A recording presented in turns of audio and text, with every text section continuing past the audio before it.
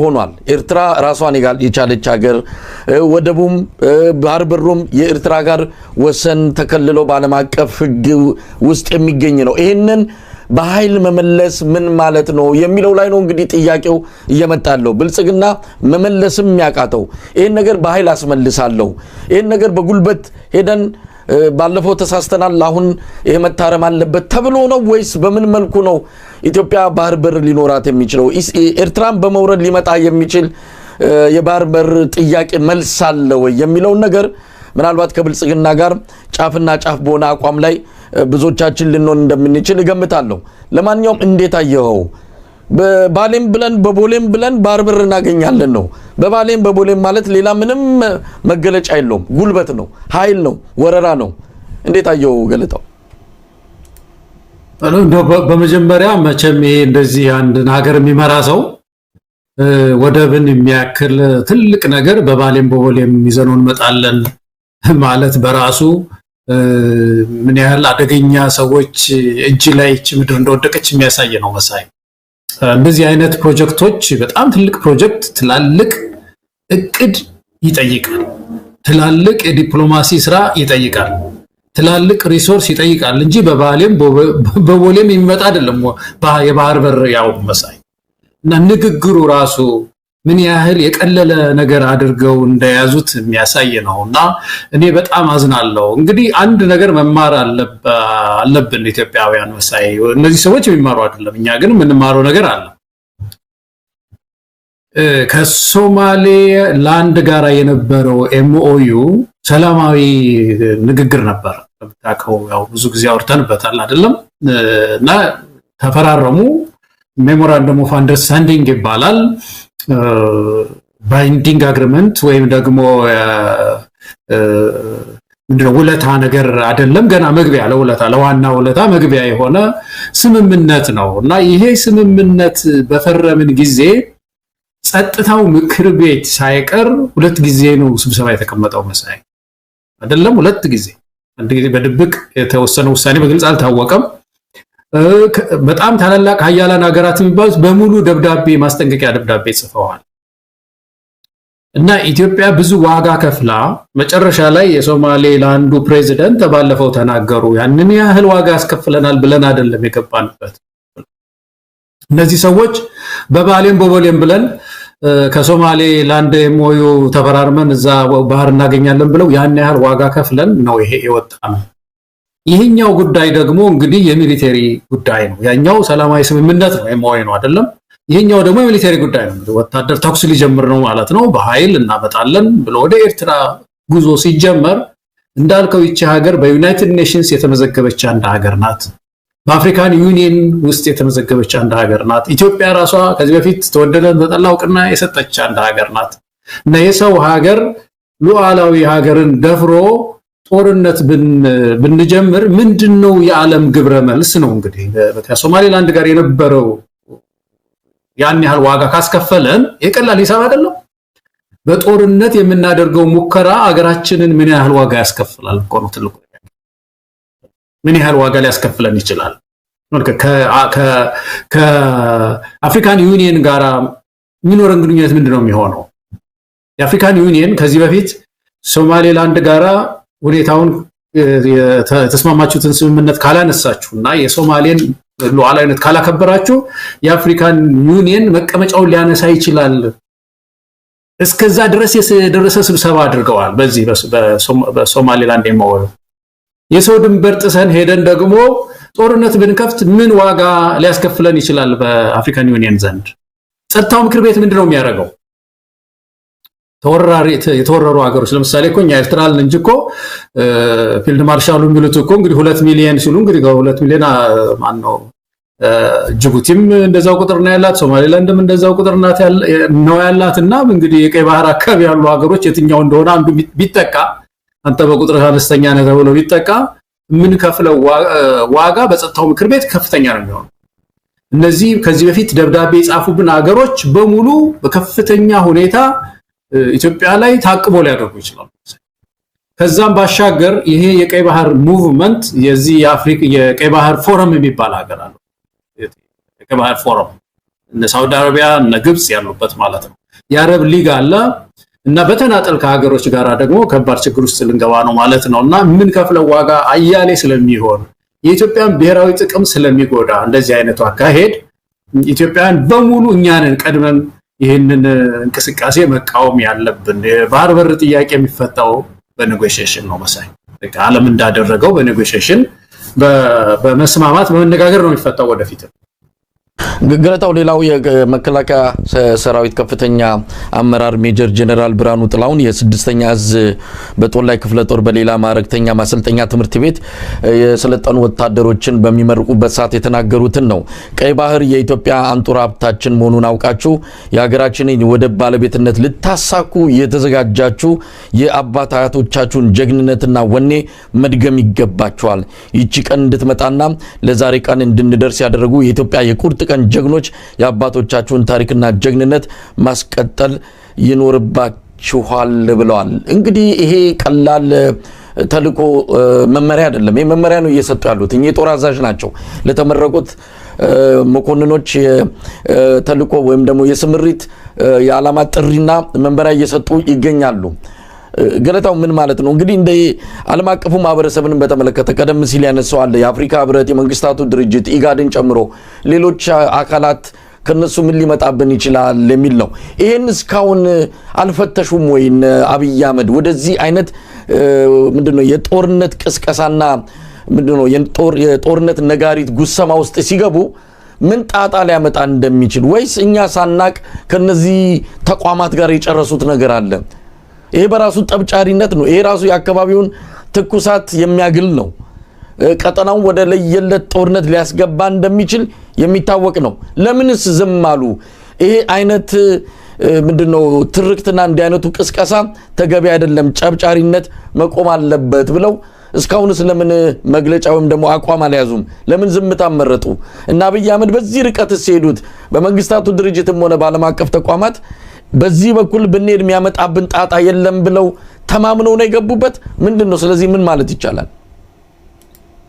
መሳይ ይሄ ጉዳይ በጣም አይ ቲንክ ብዙ ሰው የሚረዳው ይመስለኛል። ከዚህ ከሁለተኛው ዓለም ጦርነት በኋላ እንደምታውቀው የዓለም ጉዳይ ተቀይሮ ቴሪቶሪያል ኢንቴግሪቲ የሚባለው ወይም ደግሞ የሀገሮች ክብረ ወሰን በዩናይትድ ኔሽንስ ውስጥ ትልቅ ቦታ ነው ያለው።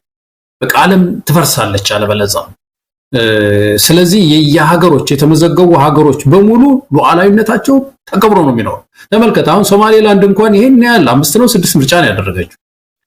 በምስራቅ አፍሪካ ውስጥ የተሻለ ዲሞክራሲ አየች እየተባለች ያለች ሀገርን እንኳን እውቅና ደብዳቤ ለመስጠት በጣም ችግር ላይ ነው ያለው ዓለም።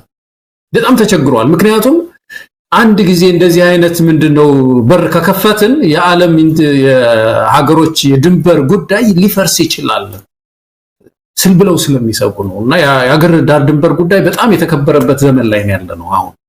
በዚህ ወቅት የሰው ድንበር እጥሳለሁ የሚል ሀገር ሲነሳ ዓለም በሙሉ ተነስቶ ነው የሚደበድበው። በሚችለው ነው የሚደበድበው፣ በሚችለው ሁሉ ነው የሚደበድበው። እና ይሄንን ቀላል ነገር አስቦ ማይገባ ሰው እኔ በጣም በእነዚህ ሰዎች እጅ ላይ መውደቃችን ያሳዝነኛል። የሶማሌላንዱስ ፊርማ እኮ ቀድሞ ገና ስምምነት ሲያደርግ ለምንድነው ብዙ ሰዎች የጮሁት? መሳያው እዚህ አንተም ብዙ ጊዜ አይደለም የዘገብከው በተለያየ መንገድ ነው የቀረበው። ለምንድን ነበር ያ ሁሉ ነገር የመጣው? ከአሁኗ ዓለም ጋር ማይሄድ ነው። ብዙ ያስመታናል፣ ዋጋ ያስከፍለናል፣ ንግዳችንን ያበላሽብናል፣ ዓለም አቀፍ ግንኙነታችንን ያበላሽብናል። እንደዚህ አይደለም መሆን ያለበት። መጀመሪያ ሶማሌ ጣጣዋን ትጨርስ ከሶማሌ ጋር፣ ከሶማሌላንድ ከሶማሌ ጋር ጣጣዋን ትጨርስ ይደረሳል። ከዛ በኋላ በምንሄድበት መንገድ ሄደን ልናስተካክለው እንችላለን የሚል ነገር ነበርና ይኸው እንደዛ የማይሆን ነው። ይሄ ቀላል ሂሳብ ነበር። አሁን ያ ሶማሌላንድ ጋራ በፈራረም ዓለም ምን ሊል ይችላል የሚለውን ማሰብ አንድ መንግስት የተለያዩ ዴስኮች ውጭ ጉዳይ ሚኒስቴር ያለው ዲፕሎማቶች የቀጠረ መንግስት ይሄን ማሰብ ቀላል ነገር ነበርና እዛው ተዘፍቆ ብዙ ዋጋ ከፍለናልና አሁን ይሄኛውም ለሁለት ነገር የተጠቀመበት ያለው የዚህ ቀይ ባህሩን ጉዳይ በአንድ በኩል ሆኖለት እንደው ግርግር ፈጥሮ ተኩስ ከከፈተ እና እንደው አሰብን ለተወሰነ ቀን ይያለው ካለ አንድ እንደው እንደ እብደት የታየ ነገር ነው። ትልቅ ዋጋ ማን አገኘው ማለት ነው። ከወደኩበት እነሳለሁ ባህር ስላመጣው የሚል ነው። በሌላ በኩል ግን የውስጥ ጉዳዮች እንዳይነሱ የውስጥ አጀንዳዎችን ለመደበቅ ነው። ሁላችን በዚህ ላይ ግብረ መልስ ስንሰጥ መጨቃጨቂያ ስናደርገው ቀይ ባህርን የውስጥ ጉዳይ ሰራተኛ ደሞዝ ጉዳይ የሐኪሙ ጥያቄ አስተማሪው ጥያቄ ገበያ ላይ እንዳይውል ንግግር ላይ እንዳይሆን ወግ እንዳይሆን በእነሱ ቋንቋ ወግ አድርገነው እንዳናነሳው ለማድረግ ነውና በሁለቱም አቅጣጫ መንቃት ያለብን ይመስለኛል። ገለታው ምናልባት የአብይ አህመድ አገዛዝ ምንም እንኳን የዚህ የጦርነት ጉሰማውና በኃይል አሰብንም ወደ ኢትዮጵያ ቀይ ባህርን ወደ ኢትዮጵያ መልሳለሁ የሚለው እንዳለ ሆኖ በአብዛኛው በእርግጥ በዚህ መልኩ የሚገለጽ ነው የአብይ አህመድ አገዛዝ ያካሄደ ያለው አጠቃላይ ቅስቀሳ። ነገር ግን በተወሰነ መልኩ አንዳንድ የፖለቲካ አመራሮች ደግሞ በዲፕሎማሲ ነው ከነሳማል አንዱ አምባሳደር ሬድዋን አምባሳደር ዲና ሙፍቲ ነው ለአንድ በአገር ውስጥ ለሚተላለፍ ሚዲያ እንደተናገረው ከሆነ እኛ ወይ በሽምግልና አሊያም በዲፕሎማሲ ነው በባህር በር ባለቤት ለመሆን ያቀር ነው የሚል ነገር ደግሞ በጣም የተለሳለሰ አቋም ይዛል። አንዳንዴ አልፎ አልፎ አብይ አህመድም በዲፕሎማሲና በሰላም ነው ይላል። ግን በጣም በሰፊው እየተራገበና ከበሮ እየተደለቀ ያለው ግን የኃይል እርምጃው ነው። የቱ ጋር ነው ብልጽግና ያለው? የባህር በርን በሰላምና በዲፕሎማሲ ወይስ በኃይል በጉልበት በማናለብኝነት ነው ለማምጣት ያሰበው? የቱን አቋሙን እንያዘው? ሁለቱንም እያደናገረን ያለው ያው የአብይ አህመድ አገዛዝ የሚታወቀውም ኮንፊውዝ ኤንድ ኮንቪንስ በሚለው ነው፣ በማደናገር ነው አብዛኛዎቹን ፖሊሲዎችን ተፈጻሚ ለማድረግ የሚንቀሳቀሰው። ይሄ ደግሞ ታይቶም ተሰምቶም የሚታወቅ አይደለም። ቅንነት የሌለው እውነተኝነት የሌለው ከፖለቲካ በጣም በተፋታ መልኩ ማደናገርን እንደ አንድ ስትራቴጂ እየተከተለ ያለው የብልጽግና አገዛዝ አገሪቱን ለእንደዚህ አይነት ምስቅልቅል ገጽታ ዳርጓታል። ለማንኛውም የትኛው ነው በትክክል የአብይ አህመድ አገዛዝ አቋም? በኃይል ነው ወይስ በዲፕሎማሲ? ይህንን መለየት እንችላለን? እንደ መንግስትማ እንደምናየው አሁን አጠቃላይ ሙቭን እንቅስቃሴውን ስናይ አብይ አህመድ የሰላም መንገድ ያዋጣል ብሎ እንዳላመነ የሚያሳይ ብዙ መንገድ ነው ያለው። አሁን በተለይ ጉዳዩ ወታደሩ ጋር መድረሱ አሁን እነዚህ ጀነራል ብርሃኑ የሚናገሩት አንጡራ ሀብታችን ነው። አብይ አህመድም ከዚህ በፊት ሲናገር አቅርበዋል። መሳይ ምንድን ነበረ ስለ ቀይ ባህር ሲናገር የነበረው? ስንለማመጥ ነበር፣ ብዙ ጊዜ ተለማምጠናል ምናምን ይላል እና እንደ ተራ ወሬም ነው ለነገሩ የሚናገረው። ግን ከመለማመጥ ቀጥሎ ምንድን ነው ያለው ማለት ነው? ያው እንግዲህ ዱላ ነው የሚሆነው ማለት ነው። ስለዚህ ወደ እንትን ያዘነበለ ነው። ግን አምባሳደር ዲና ሙፍቲ ያሉት መንገድ ቢሆን ይሻል ነበር የሚያዋጣው ለኢትዮጵያ የሚሻለው ነገር ለወደፊቱም ቢሆን የኢትዮጵያ ጉዳይ የሚፈታው የዚህ ባህር ጉዳይ የሚፈታው መሳይ በድርድር ነው፣ በንግግር ነው። እነዚህ ሶስት ሀገሮች በተለይ ኤርትራ፣ ጅቡቲ እና ኢትዮጵያ የጥሩ በጣም ጠንካራ እኮ ኔቪ ገንብተው ወይም ደግሞ ባህር ኃይል ገንብተው እኮ ጥሩ እንቅስቃሴ ቢያደርጉ እኮ ዓለም እየቀጠራቸው እየከፈላቸው እና አሜሪካ መምጣታቸው ቀርቶ እና ፈረንሳይ መምጣታቸው ቀርቶ እዛ ጅቡቲ አካባቢ ጥሩ ድጋፍም እያገኙ እኮ ማንም የማይነካው እኮ ኃይል መገንባት ይችላሉ። ይሄ ግን በንግግር እኮ ነው የሚፈጠረው፣ በዛቻ አይደለም እኮ መጥቼ ቀማሃለሁኝ አንጡራ ሀብቴ ነው በማለት አይደለም።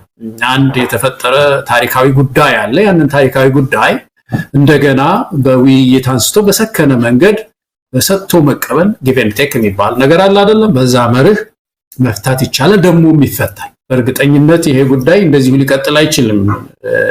በተለይ ሶስቱ ሀገሮች ተነጋግረው ሊፈቱት የሚችሉት ነገር ነውና ወደ ሰላሙ የሚያዘነብል አይደለም። በአጠቃላይ አሁን ያለው እንቅስቃሴ በተለይ ወታደሩ እየዘፈነ ያለው ዘፈን እነዚህና ፕሮፌሰር አልኩኝ ፊልድ ማርሻል ብርሃኑ ጁላ የሚናገሩት ንግግር እኮ በቃ የጦርነት የመጀመሪያው ደረጃ እኮ አልቋል እኮ ማለት ዱብ እያሉ ዝግጅት እያደረጉ እንደሆነ የሚያሳይ ነው። ኢትዮጵያን በኃይል ልንቃወም ነው የሚገባው መሳይ። በኃይል የኢትዮጵያን ብሔራዊ ጥቅም የሚያስጠብቅ ሰው ማለት በዚህ ሰዓት ይሄንን ጦርነት የሚከላከል አቁም። ኢትዮጵያ ከወንድሞቻችን ከኤርትራውያን ጋር ውጊያ አንገባም። ከነሱ ጋር ከሆነ የታሰበው እንዳልተባለው እኮ በግልጽ ደግሞ ይሄ ቦታ የኛ ነው እኮ የተባለ ነገር የለም። ቀይ ባህር ነው የተባለው፣ ረጅም ነው። ያንኑ ነው ያሰቡ እንዋጋለን የሚሉትና አይ ቲንክ እንግዲህ መሳይ ነቅተን ይሄንን የጦርነት ደመና በተለይ መመከት ፋኖ መደገፍ ያለብን ነው ይመስለኛል። ገለታው የእውነት ጦርነቱ ሊካሄድ ይችላል ወይ? በሁለቱ ሀገራት መሃል ጦርነት ይፈነዳል ወደ ለየለት የእርስ በርስ ወይም ደግሞ አጠቃላይ ቀጠናዊ ችግር ሊፈጥር በሚችል መልኩ ሁለቱ ሀገራት ጦርነት ውስጥ ይገባሉ የሚለውን አሁን የተለያዩ ዓለም አቀፍ ሚዲያዎችም ትኩረት ሰጥተው እየዘገቡት ይገኛሉ። ፎሬን ፖሊሲ መጋዚንም እንደዚሁ በዚህ ጉዳይ ላይ የሰጠው ትንታኔ ያለ ወደ ጦርነት እንደሚገቡ በእርግጠኝነት የደመደመበት እንደዚሁም እነ አሌክስ ዱዋል የተሰኙ ብዙ ጊዜ በህወሓት ጉዳይ ላይ ትኩረት አድርገው ለህወሓት ስስ ልብ ያላቸው እንደነዚህ አይነት ዓለም አቀፍ ጻፊያንም እንደዚሁ ሰሞኑን ቀርበው ጦርነቱ ሊፈነዳ እንደሚችል እየገለጹ ነው። የአይሲጂ የኢንተርናሽናል ክራይሲስ ግሩፕ ተንታኝ ሆነው ዊሊያም ዴቪድሰንም እንደዚሁ ሰሞኑን በአንድ ዓለም አቀፍ ቴሌቪዥን ላይ ቀርቦ ጦርነቱ የማይቀርለት ነው መፈንዳቱ አይቀርም የሚል ነው። እኔን ጨምሮ ደግሞ በጣም ጥቂት የማንባል ብዙ ተንታኞች ደግሞ ጦርነቱ በፍጹም ሊካሄድ አይችልም፣ እንዲሁ የአብይ አህመድ አሁን ቀደም ሲል እንዳልከው አጀንዳ ማስቀየሪያ የውስጥ ጉዳዮችን ሰው እንደው ትቶ ወደዚህ እንዲያተኩር ለማድረግ የተደረገ እንደው የአጀንዳ ማስቀየሻ ዘዴ እንጂ በፍጹም አብይ አህመድ ጦርነት አይገባም። ጦርነቱ ስለመግባት በቅድሚያ አቅም ሊኖረው ይገባል ነው። አማራ ክልል እኮ ገብቶ አቅሙን አየ ነው። ምናልባት አብይ አህመድ የሚተማመንበት ዘመኑ የቴክኖሎጂ ነው። የወታደር ሚና እየቀነሰ መጥቷል። አንድ ማዘዣ ጣቢያ ውስጥ ቁጭ ብሎ ጦርነትን በሪሞት ኮንትሮል ማካሄድ ይቻላል የሚል ፍልስፍና አለው። ምናልባት በዚህ ደረጃ ምን ያህል ዓለምስ በዚህ ደረጃ ተራምዷል የሚለውን ነገር የምናውቀው አይደለም። ግን አብይ አህመድ ይህንን ተማምኖ ከሆነ ወደ ጦርነት የሚገባው ሌላ ጉዳይ ነው። ነገር ግን እግረኛ የሚባል እንግዲህ ድል የሚለካው በእግረኛ ሰራዊት ነው። እግረኛ ሰራዊት ሄዶ ያንን ቦታ ካልያዘው በስተቀር የትኛውም ቴክኖሎጂ ምናልባት ተቋማትን ሊያወድም ይችላል፣ ወታደራዊ ማዘዣ ጣቢያዎችን ሊመታ ይችላል። ግን ቦታ ይዞ ተቆጣጥሮ ሊቆይ አይችልም። ቴክኖሎጂ እግረኛ መግባት አለበት፣ መያዝ አለበት። ያ እግረኛ አለ ወይ የሚል ጥያቄ ሲነሳ ብዙ ክፍተቶች አሉ። አማራ ክልል እኮ ደቀቀ። አብይ አህመድ ሰራዊቱን አደቀቀው። በዚህ ላይ አሁን እንደምንሰማው ከሆነ ሰራዊቱ በራሱ ስርዓት አልበኛ ሆኗል። በየከተማው በተለይ ይሄ ካምፕ ባለባቸው አካባቢዎች የሚኖሩ ኢትዮጵያውያን ስሞታ እያቀረቡ ነው፣ ቅሬታ እያቀረቡ ነው። ወዴት እንሂድ? ሰራዊቱ እየገባ ከተሞች ውስጥ እየዘረፈን እየገደለን ነው የሚል ስሞታ ከተለያዩ አካባቢዎች እየመጡ ነው። ስርዓት አልበኛ ሆኗል። ሰሞኑን በጋምቤላ የተያዙት 2 ወታደሮች መከላከያ፣ በሞያሌ አካባቢ እንደዚሁ ሌሎች 3 ወታደሮች ዝርፊያ ውስጥ ገብተው ተይዘዋል። ዝርፊያ ውስጥ ገብተዋል። ምንም የሚቆጣጠራቸው የለም። በተለይ ካምፕ ባለባቸው ከተሞች አካባቢ ነዋሪው ከፍተኛ ምሬት ውስጥ ገብቷል። እንዲህ አይነት ሰራዊት ይዘነው ከኤርትራ ጋር ጦርነት የምትገጥመው አማራ ክልል መሳሪያውን እየሸጠ ሰራዊቱ እየጠፋ ነው። ፋኖን እየተቀላቀለ ነው። ባገኘው አጋጣሚ ወደ ቤተሰቡ እየሄደ ነው። የእዝ ሰንሰለቱ እየላላ ነው። አብይ አህመድ በዚህ በጣም በከፍተኛ ድንጋጤ ውስጥ ነው። አዛዦቹን ጠርቶ የተናገራቸውን ሰሞኑን አቅርበነዋል። ስለዚህ እኔ አንድም አብይ አህመድ ወደ ጦርነት አይገባም፣ እንዲሁ ዝም ብሎ ፉከራ ሽለላ ነው፣ ይሄ የኑሮ ውድነቱን ህዝቡ እየተሰማ ያለውን ብሶት ወደ አደባባይ ወጥቶ እንዳይገልጸው በዚህ አይነት ማዘናጊያና ማደናገሪያ አጀንዳዎች ለመጥመድ ካልሆነ በስተቀር እንደው ደፍሮም ወደ ጦርነት ይገባል የሚል አቋም የለኝም።